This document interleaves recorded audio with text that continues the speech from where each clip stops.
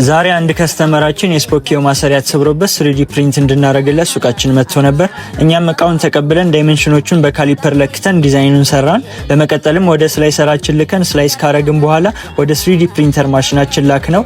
በመጨረሻም እንደዚህ አሪፍ ሆኖ ወጥቷል ማለት ነው። እናንተም መተካት የማይችሉ የማሽን ፓርቶችና ሌሎችም እንዲሰራላችሁ የምትፈልጉትን 3D ዲዛይን ካለ ዛሬውኑ ይደውሉ።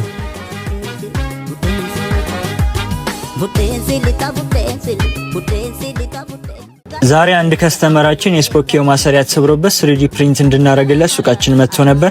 እኛም እቃውን ተቀብለን ዳይሜንሽኖቹን በካሊፐር ለክተን ዲዛይኑን ሰራን። በመቀጠልም ወደ ስላይሰራችን ልከን ስላይስ ካረግን በኋላ ወደ 3D ፕሪንተር ማሽናችን ላክ ነው። በመጨረሻም እንደዚህ አሪፍ ሆኖ ወጥቷል ማለት ነው። እናንተም መተካት የማይችሉ የማሽን ፓርቶችና ሌሎችም እንዲሰራላችሁ የምትፈልጉትን 3D ዲዛይን ካለ ዛሬውኑ ይደውሉ።